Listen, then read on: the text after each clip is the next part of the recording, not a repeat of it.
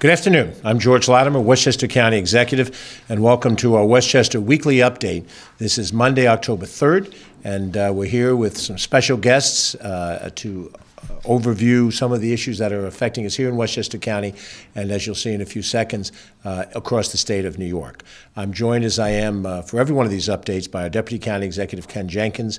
He'll be with me in a few seconds here to report on some of the issues relating to hurricane sensitivity that we have as we look at this season of the year where hurricanes are coming through the eastern seaboard and Westchester and its vulnerability to hurricanes. We're going to be joined by the mayor of the city of Peekskill, Vivian Mckenzie, who is doing a terrific job in that city. We'll learn a little bit more about Peekskill, which is a very dynamic place. As you know, every one of these updates, we invite one of our mayors or supervisors to join us and talk about their community. There are 45 communities and a number of hamlets in addition to that here in Westchester. And everyone's different and everyone's wonderful. And Mayor Mckenzie is a big fan of Peekskill. I'm a big fan of Peekskill, and she'll talk a little bit about Peekskill in a few moments. What I'm particularly honored to have with us today is the Lieutenant Governor of the state of New York. Antonio Delgado is serving now as Lieutenant Governor, having served almost 2 full terms as United States Congressman representing the Hudson Valley, just a little bit north of where we are. And I've had a chance to know Lieutenant Governor Delgado over a number of years. He has been a terrific legislator, passed 18 bills in the House of Representatives. That is not easy to do. There's 435 members in the House of Representatives, and most of them don't pass very many bills. But the insight that Mr. Delgado has and his ability to work across the aisle has produced tremendous result for all of us in New York State, even if we weren't in his district. Now as Lieutenant Governor, the statewide scope that he has is very important. He is, in his background, undergraduate of Colgate University, law graduate at Harvard, and went on to be a Rhodes Scholar, so very well educated and informed individual. And he's had some interesting things in his career. You'd have to read his biography. I encourage you to do that so you can learn a little bit more about him. But he has been a very good friend to those of us in local government, cities, villages, towns, and county governments. He has the sensitivity that we need during his time in Washington.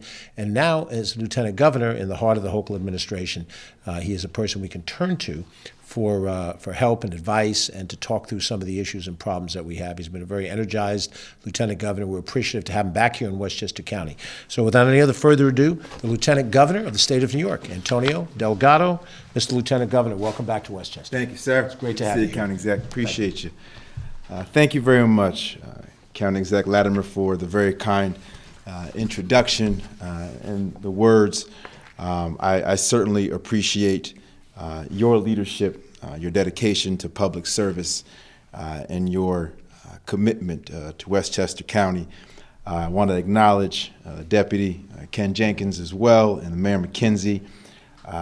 It's good to be back in Westchester. I was just here 2 weeks ago, if I'm not mistaken. We kicked off Climate Week with a Smart Communities announcement, which advances New York's nation-leading climate agenda, creating jobs while fostering a green economy. And Westchester has been great, leading the way across the state in producing smart communities. A testament to the county exec's leadership for sure.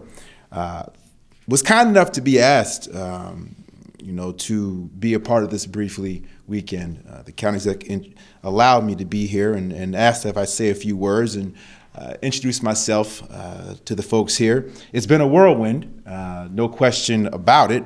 I just hit 100 days in office the first week of September. And as noted, I was a congressman. My district was vast, 11 counties stretching from the Hudson Valley up to the Capital District, across the Catskill Mountains into the southern tier, nearly 8,000 square miles, close to 5,000 family-owned farms, and over 27,000 small businesses, including self-employed. There's a reason I served on the Agriculture Committee and the Small Business Committee when I was in Congress. Now, as Lieutenant Governor, the area has no doubt grown significantly. I've gone from 11 counties to 62. So obviously, I have my work cut out. But when I was in Congress, I made a point to get to every part of my district, and I intend to do the same thing as Lieutenant Governor, to get to every single part of the state. My path to politics was not meticulously plotted out. I grew up in Schenectady, so I'm an upstate kid. My parents worked for GE back when GE had a real presence in upstate New York, in particular in Schenectady. We're working class. I got to watch my parents work us up from working class to middle class over a lot of years of hard work and putting money away. The neighborhoods we moved in multiple times, several times, got a little bit safer, the apartments a little bit bigger. Until my freshman year in high school, we bought our first brand new home. They focused on faith, family, education, community. Education was no doubt a top priority. I was a latchkey kid growing up. That meant coming home with my own key, letting myself in at 8, 9 years old, doing my homework and leaving it on the counter. And my parents would come home like clockwork and make sure that homework is done correctly. Now, as a parent of twin boys, 9-year-old twins in 4th grade, I can certainly appreciate the amount of work and dedication it took for them day in, day out to come home and make sure we did our homework appropriately. That led to me going off to Colgate, as noted, where I earned a Rhodes Scholarship and then came back and got my law degree at Harvard. And the best part about law school was me and my wife, who grew up in Ulster County, so both of us upstate kids. I had a couple of different careers out of law school, as the county exec alluded to.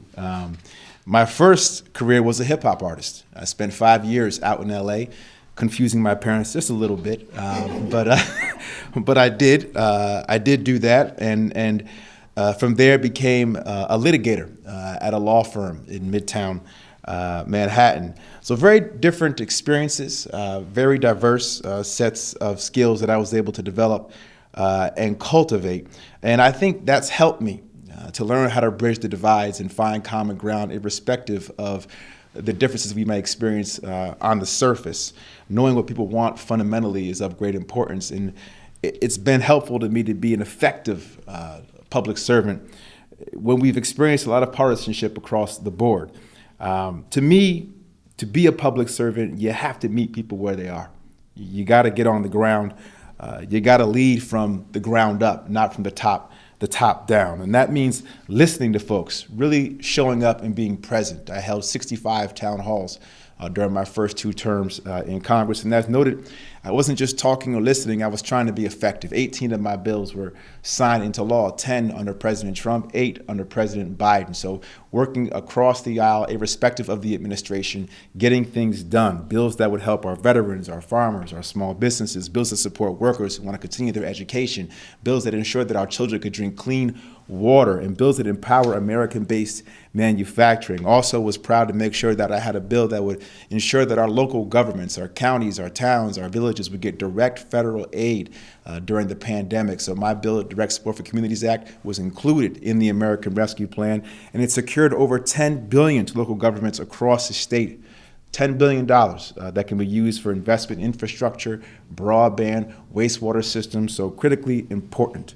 Now, since becoming Lieutenant Governor, I've been making it my mission to get out and see new counties that I now represent and to gain a better understanding of their issues, concerns, and needs. Earlier today, I had the opportunity to visit Mount Kisco with Mayor Gina Piconich, as well as Senator Peter Harcum, to discuss infrastructure issues. A great tour there. I've been traveling all over the state, visiting downtowns to see our economic development funding at work. I've been visiting farms and participating in farm roundtable discussions to talk about the issues of importance to our farmers and their workers, and meeting with our state agencies to discuss their priorities and needs. I had the privilege of presiding over the extraordinary session called by the governor to pass the new laws related to concealed carry, strengthening our gun laws. I've joined the governor at the bill signing for laws that will help keep our transit workers safe, and laws that allow school security speed cameras to help keep our students and faculty safe. I've had the opportunity to join our incredible hardworking state agencies to make critical infrastructure announcements. I am thankful that the governor has faith that I can do this incredibly important job alongside of her, helping bring New Yorkers together, helping New York secure needed funding from the federal government for important projects, and helping to make sure New Yorkers have access to the services and supports they need. I come to the role of Lieutenant Governor with meaningful legislative experience, supporting our communities and enabling our local governments. As Lieutenant Governor, I look forward to building off this experience and working with our local governments to empower our communities in direct and meaningful ways. I have been and will continue to be out there hearing and listening to what you all have to say, what our businesses have to say, and bringing that back so we can problem solve together. I want to thank the county exec for his partnership and his leadership. I look forward to making many more announcements together and participating in as many opportunities to meet with the people as possible here in Westchester. Thank you again, sir. Appreciate it. God bless. Thank you very much. It's great to see you. Thank you, man. And welcome back. Lieutenant Governor of the State of New York, Antonio Delgado, and we've seen Lieutenant Governor here in Westchester County on a couple of occasions out in the community. I'm sure we'll see more of him.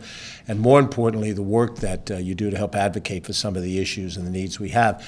During his tenure in Congress, along with Congressman Sean Patrick Maloney, they were the voices in the Hudson Valley to push back on a Coast Guard provision for anchorages along the Hudson River. And that was very important to the downtowns of Peekskill and Ossining and many of our river communities. So that leadership on an issue like that affects the communities that we have. So again, Mr. Lieutenant Governor, thanks a lot for being with us today. Have a great day. I want to touch on a couple of issues before we bring on Mayor Vivian Mckenzie. First of all, let me extend to all of our Jewish brothers and sisters as they go through the period of the High Holy Days and now approaching Yom Kippur, that they have an easy fast. The fasting period begins just around sundown tomorrow on Tuesday and will continue for most of Wednesday until the break fast comes. Roman Catholic that I am, we each have our different fasting responsibilities in different religions. So for our Jewish brothers and sisters, it is a very strict fast, as it is in our Muslim brothers and sisters during Ramadan. So we hope that they do have an easy fast, and we hope now that this will all bring us all closer together with our shared belief in our common humanity. And so with that as well, we want to extend to our Hispanic brothers and sisters a continued Happy Heritage Month. It's Hispanic Heritage Month from the middle of September to the middle of October. And then overlapping it, now that we begin October, this is Italian Heritage Month for the month of October.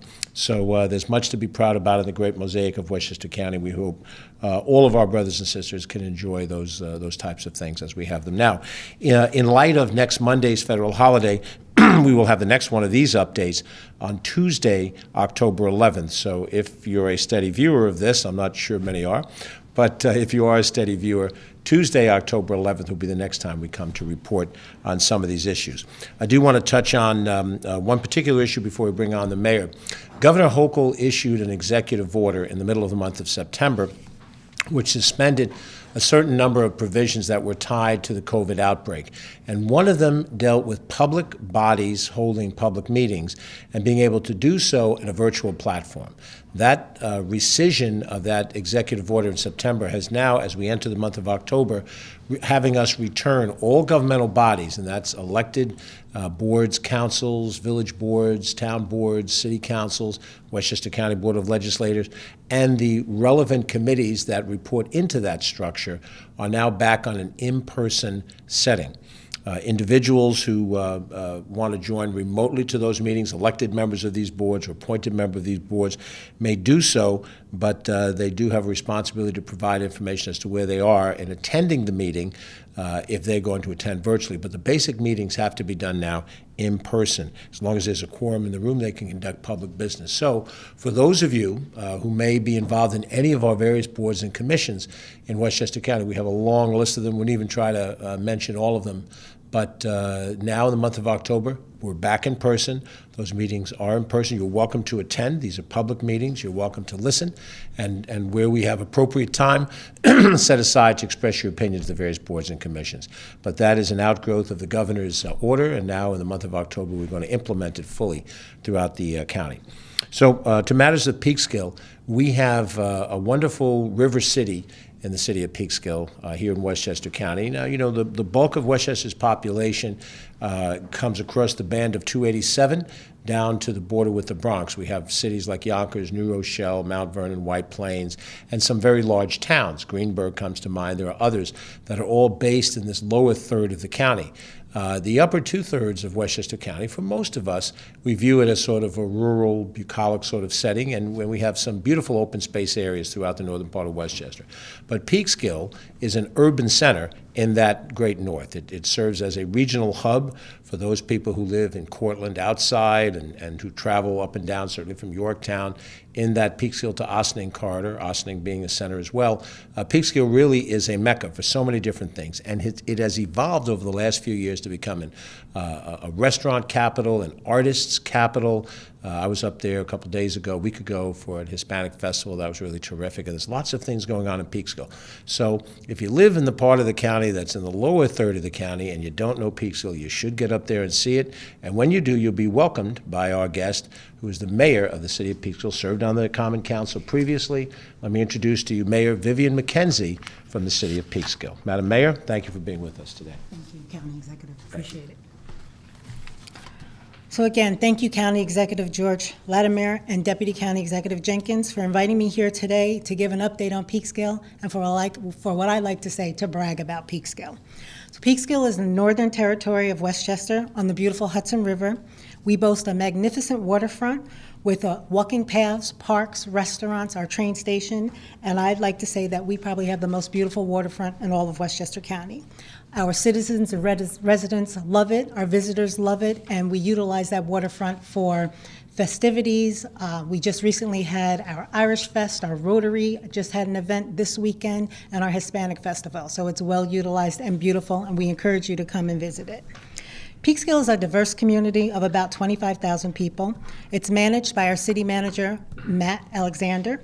We have an outstanding staff to support him. Most recently hired a career fire chief who is bringing our volunteer and career staff together, and our police chief, Leo Deluski, as well as our director of planning, Gene Friedman, who is very, very busy because I can't tell you how much development we have going on in our city. We are strong in the arts, as evident with our arts galleries, our studios, and outside public art, as well as our museum. We're proud of our restaurant row, where you'll find great food and always live music. We close it on the weekends for outdoor dining, and we've also started closing some of our streets for our public to be able to use, not only restaurants, but businesses and any organization that wants to come out and do events on our public streets. In the past few years, Peekskill experienced a large growth and development, and we continue to receive many projects for review. Currently, we have the Alma project, which is on Park Street, which is a market rate apartment rental of more than 180 units with commercial space on the bottom portion of it. We have the Baltimore project, which is on Main Street. That's 82 units of affordable housing, hoping that will be done at the end of 2023. And we have 21 market rate units coming in our downtown, and that is close to completion. In our planning stage, we have a large 200-plus complex, multi-use, meaning it'll be residential and commercial on our lower Hudson and Water Streets, and looking at other development at our waterfront. We are fortunate winners of the $10 million DRI grant from the state, and while COVID did delay us some, we are in the process of utilizing those funds. This will allow us to do great things in our city, much needed work to two of our parks, provide free Wi-Fi in our downtown for our low-income residents in our housing development, as well as our senior citizens, update our gazebo area and connect our downtown center to our waterfront with art and lighting and different amenities, update our marketing and wayfinding signage for the city, create an art center, update our historic Paramount Center, and drive economic growth by providing private partnerships with local business owners. In Peekskill, we truly believe in partnerships. We share an amazing relationship with our school district, which is run by Superintendent David Mauricio. We're watching our students grow and prosper and evolve. All of our schools now have a STEM or STEAM classroom or suite in their buildings. We're proud to announce our first Youth Common Council, where students will have a voice in the business of the city, actually coming in and attending meetings and providing input to the council. And we also have our other partners, our BID, which is a business improvement district, our Chamber of Commerce, our library, and Sun River Health, the NAACP, and citywide clergy, to name a few.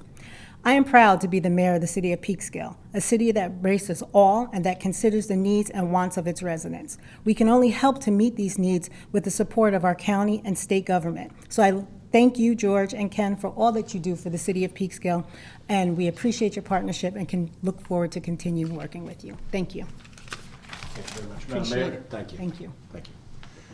Mayor Vivian Mckenzie of the city of Peekskill, and we encourage you to go up to Peekskill, as I say almost every week. Terrific restaurants. You'll enjoy it, and the arts that go with it. There's fall festival activities. There's a farmer's market on Saturdays, and it's a great stop for you. And we thank the mayor for being with us today. Now we'll get to some of the other substantive things we'd like to cover. First of all, in going through some of the health issues that we commonly deal with, we've mentioned that the central focus of some of the issues that have been talked about now seem to have moved off of center stage are monkeypox concerns with the amount of vaccinations that we've done, over 3,000 vaccinations, very few cases, 2 cases in the last week, a very small response, so we're not particularly concerned about that. We encourage people who fall into vulnerable categories to make sure they get vaccinated. If they haven't been vaccinated, they can call the Westchester County Health Department and get a monkeypox vaccination. I alluded to a couple of weeks ago that they were doing some testing through the CDC to determine if we had any traces of polio in our wastewater system. Now, Westchester County runs 7 sewer treatment plants on the Hudson River, Peekskill, Ossining, and a major plant in Yonkers.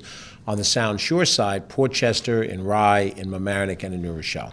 Those 7 sewer treatment plants were the locations for twice-a-week testing over a 2-week period of time to determine if any trace of polio could be shown, and I'm very pleased to say there was no appreciable trace that the CDC found of polio in our wastewater.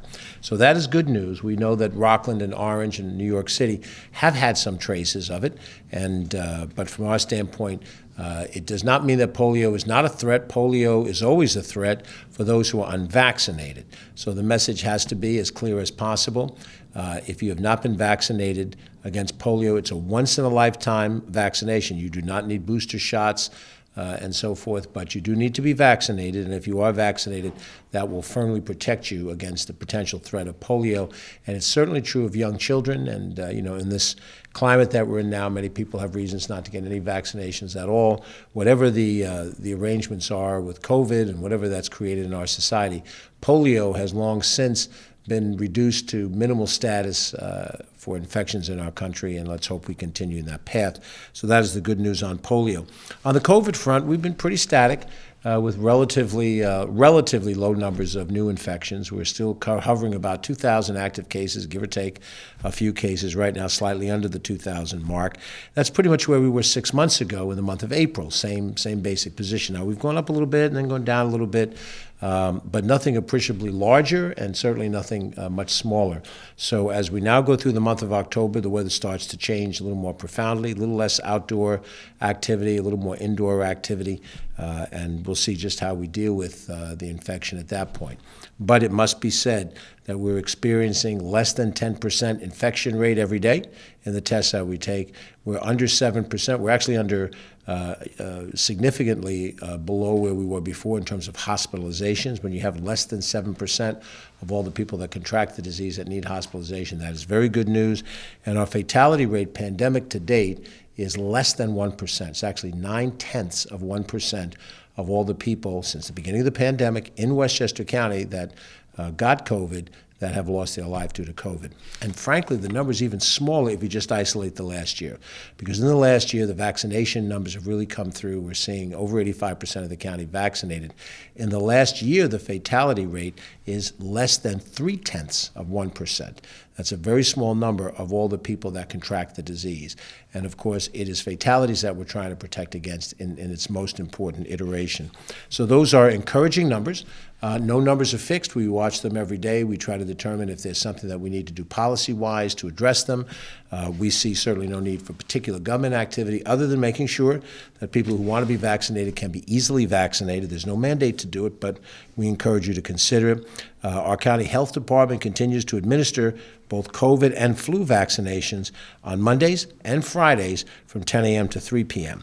Now, I'm going to be one of the people getting a shot tomorrow. I'm going to get both a flu shot, which I normally do each year, and also the bivalent COVID shot. It's, for me, the 4th shot of the series of shots that we have, but with the new bivalent one that's supposed to protect us against certain variants. We hope that will be the case, and then we'll see how we go forward.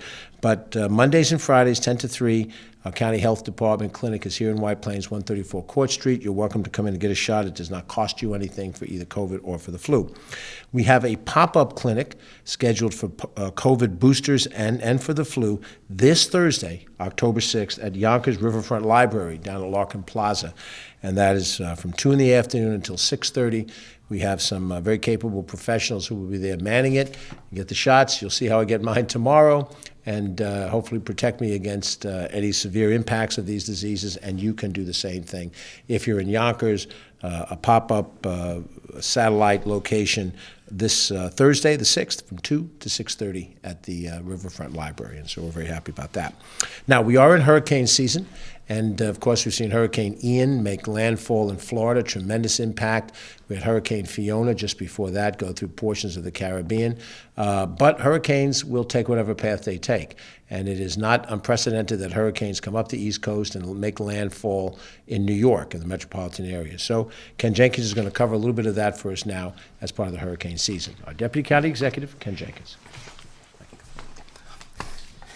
Thanks, George. And certainly we want to make sure to continue to speak of our friends in the Caribbean, whether that is in Puerto Rico, in Dominican Republic, Cuba, and those folks that were affected from Fiona, as there's been certainly donations and folks doing fundraising for that. And we are going to continue to recognize our Division of Consumer Protection led by Jim Mazzano. And we do have a lot of information out there to make sure that you navigate so that you can successfully support those agencies and entities to make sure those funds actually get to where you would like to get to. Those contributions will get to where they're supposed to get to. And for the folks in Ian now from Florida, and again, the Caribbean again, plus Florida and South Carolina, North Carolina, and then going up the coast, not as much impact until you get up into our northern states in the New England area, where we don't have that same kind of impact as they are having right now in Florida. So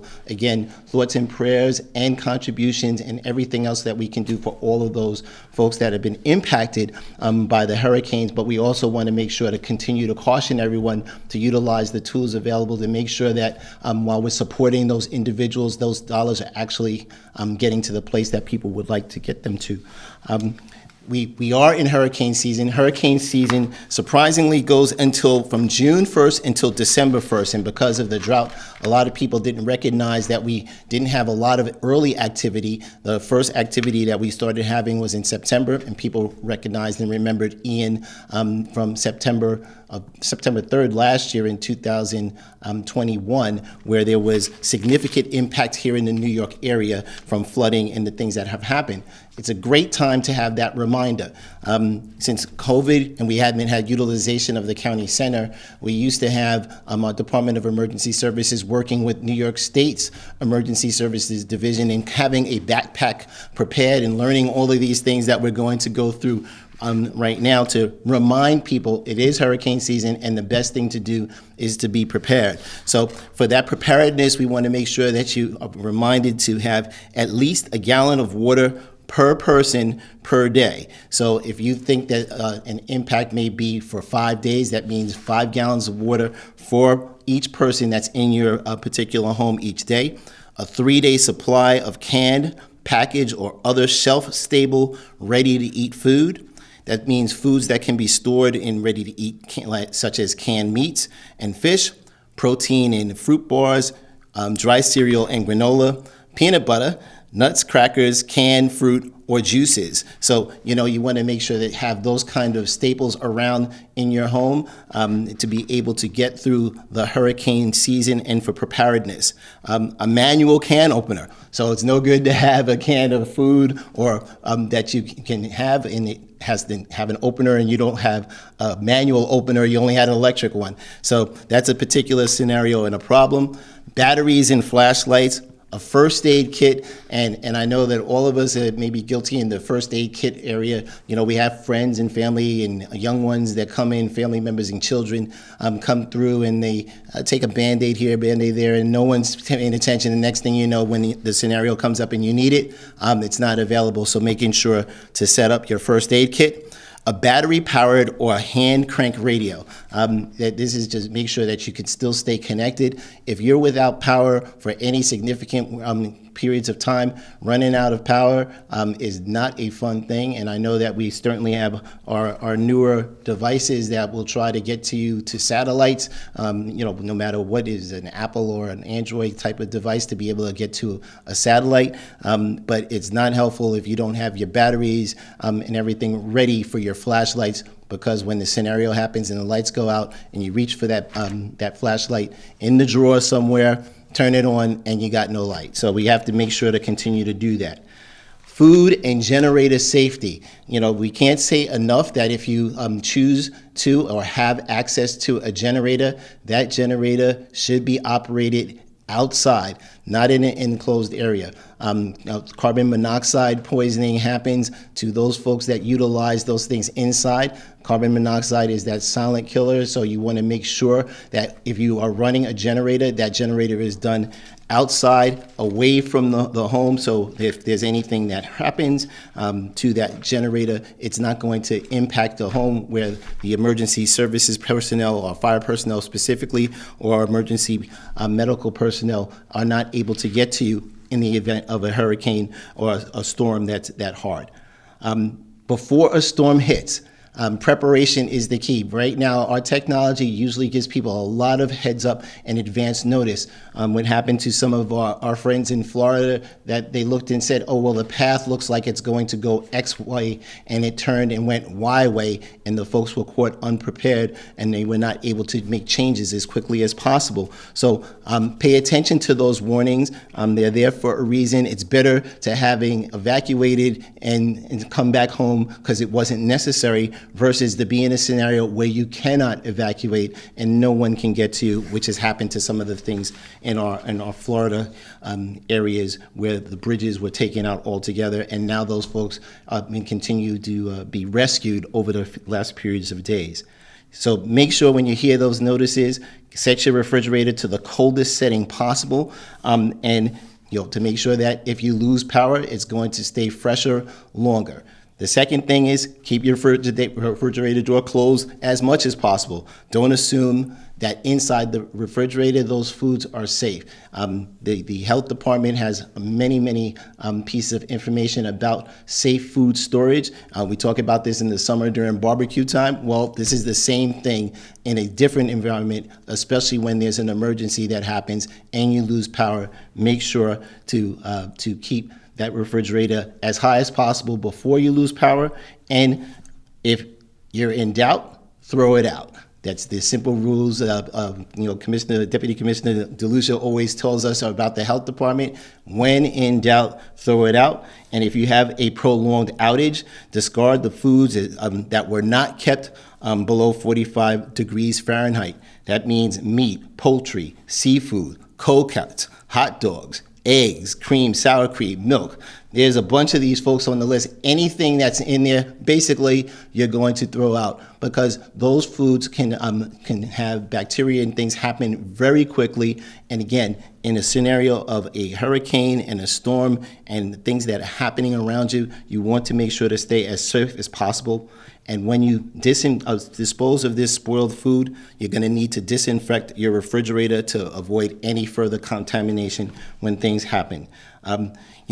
The storms always produce a great deal of garbage, which invites insects and rodents. So if you can, store your garbage in a watertight, rodent, and insect-proof container with tight-fitting covers. Some municipalities actually have going on now around, forgetting about hurricane season, have made that local law to make sure that you have a garbage can that's tight-fitting, so that the rodents in the neighborhood or animals in the neighborhood aren't just knocking down garbage cans. Well, it's more important when you get to a scenario where there is food that may be infected and that may have serious bacteria, things around it. So watertight, tie them up in garbage bags and put them into containers that have tight-fitting covers on them.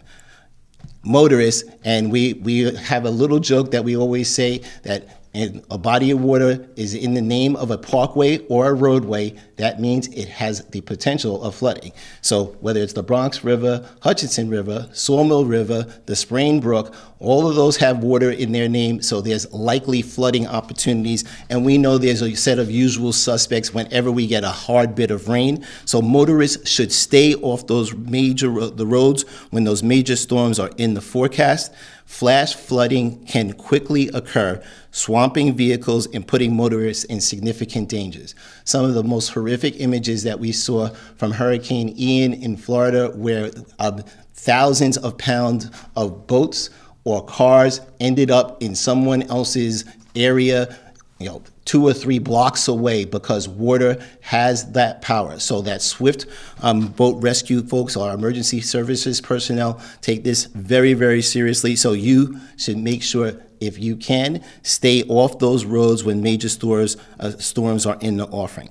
Again, with Con Ed and NYSEG, New York State Electric and Gas, they both have applications that can ping you on your cell phone to let you know that there's issues and there's power outages. You should sign up for those if possible. If you have a person in your family that has a specific medical need in addition to that, let's say that they have oxygen tanks and those kind of things, that they're at home and they need to be taken care of at a different level, make sure you let your local provider know that, NYSEG and Con Ed, but sign up for those apps. They're free to be able to get to you and let you know what things are happening, and by the way that you can communicate with them. Again, we really think that this is an opportunity, and County Executive wants to make sure that we're all taking this time to prepare ourselves. Again, we haven't had a hard hit from a hurricane, but this is the time before we are in a scenario where everyone's running to the store to try to get these things, to get that preparation done for the safety and security of yourselves and your family. Thanks a lot, George.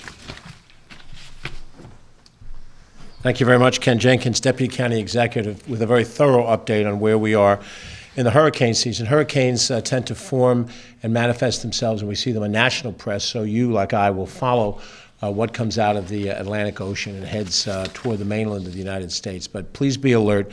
But in the meantime, take the preparations Ken laid out for them. If you want more information, we'll try to provide it for you on our website. Make sure you have a grab-and-go bag, so if you have to leave in some immediacy, you have certain things that you need that will help you get through the experience. We will get through this hurricane season as we have all others, and we will get through with all of us intact, and then head into the holiday season to follow. A few other points to mention while we're together. I'd mentioned before a little bit about heritage. We invite those who would like to join us in the raising of the Italian flag in commemoration of Italian Heritage Month. That's coming up on Tuesday, October 18th. That's 2 weeks from tomorrow night, 6 o'clock in front of our county office building here, the McKalian office building at 148 Martine Avenue. Last year, the building was undergoing some reconstruction on the surface, so we did the flag raising over at the Kensico Dam Plaza, but this year we bring it back in front of our county office building. We'll have a reception to follow here in the county office building. You can reach out to Catherine Chaffee at 995-2932. Be very happy to include you on that information. Going back to some of the things that we're trying to do relative to our health issues, we have entered into a partnership that we think is very helpful. We've secured funding to purchase air purifiers in partnership with Westchester County's various school districts.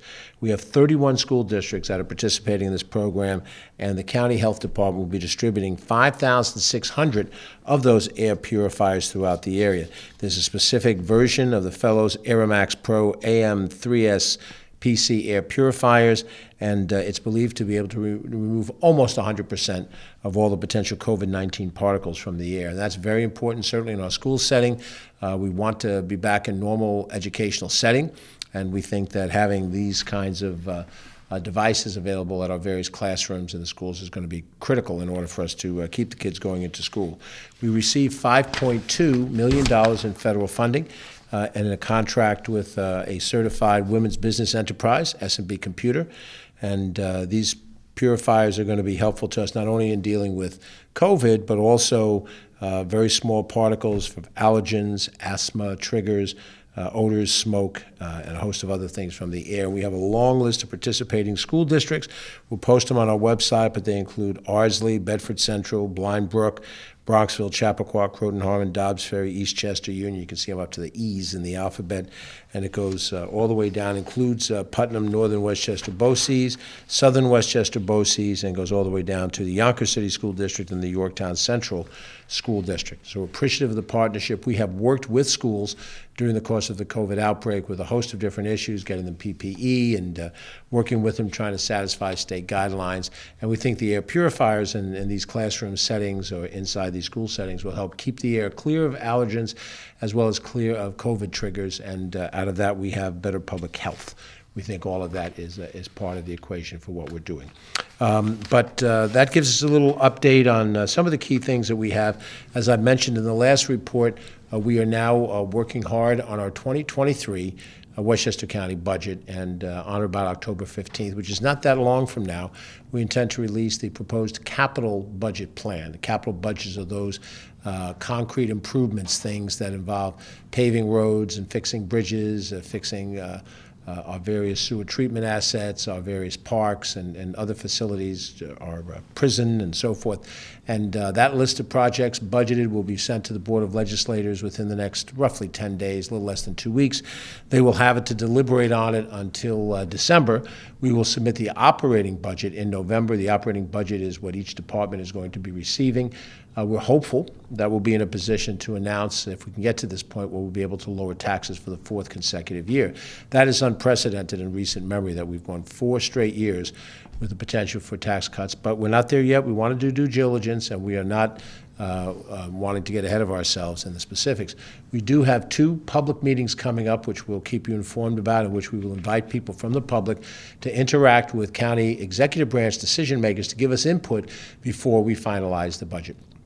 In those conversations, anything might arise that would involve either capital project or, more likely, the operational use of the budget. And then when we submit the budget to the Board of Legislators, they will conduct public hearings on the budget itself. They'll make what amendments they think are appropriate, go through the voting process, send it up to us, and if we've negotiated successfully, then I can sign the budget into place, and we'll have our template ready for the new year. We've also announced that we have closed our negotiations with our County Police Benevolent Association and Superior Officers Benevolent Associations. We have contractual arrangements that will cover a multiple number of years for our county police. They have ratified the contract. It has been submitted to the Board of Legislators. They will review it. They get an up or down vote on it, and I'm sure that'll happen sometime, hopefully in the month of October, and then we'll go from there. We have already completed contracts up to date for those in our county workforce that are members of the New York State Nurses Association, for those that are organized through the Teamsters Association, and now through the PBA. That is a step forward. We will be negotiating and bringing to closure as we can negotiations with our correction officers and our superior correction officers, and then the largest of all of our unions, the Civil Service Employee Association Union, CSCA.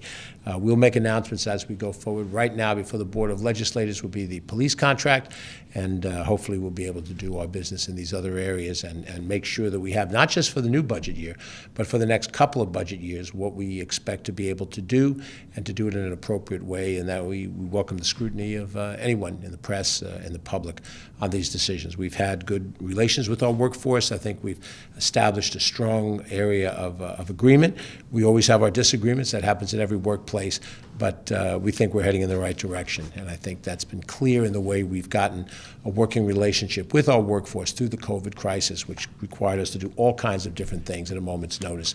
We avoided hard mandates, but we were able to get good cooperation, and we appreciate that relationship, and that will now be manifested in our negotiations and leads into predictable expenses in the budget.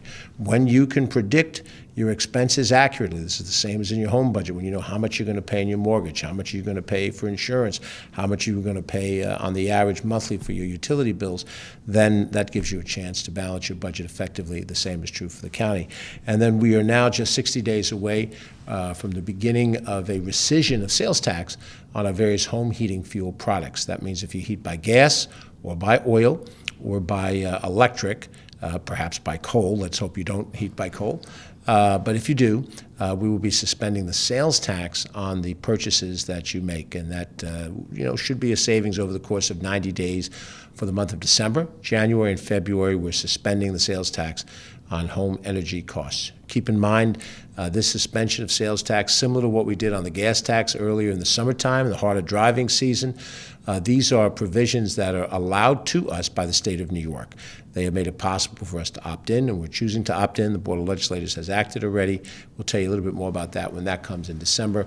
We have heard, as you have heard, that utility prices, home heating prices are going to go up because of things that are happening in the industry. So we're doing what we can as a county government, just as we did during the summer, not only with the reduction of sales tax on gasoline products, but on our rescission of bus fares for 3+ months, what we've done to make commuting easy during the summer from a couple of our county-owned parking facilities that are adjacent to Metro North train stations, what we've done through the end of the year in suspending the fees for any civil service examinations, the money that we put additionally into food through food pantry distribution to individuals in need. So all of those programs together are response to the cost of living issues that face us all. We're a county government.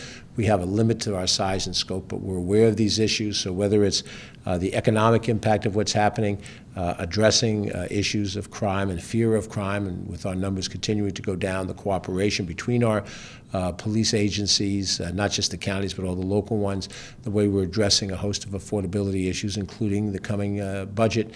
Hopefully we're doing the things that the voters expect us to do. We look to see if there's any press inquiries. Joe Scamato, our Deputy Director of Communications, says there aren't. So if there are any questions, you're welcome to direct it to us. Catherine Chaffee, our Director of Communications, at 995-2932. We'll be happy to share that information with you. So we thank you very much for watching.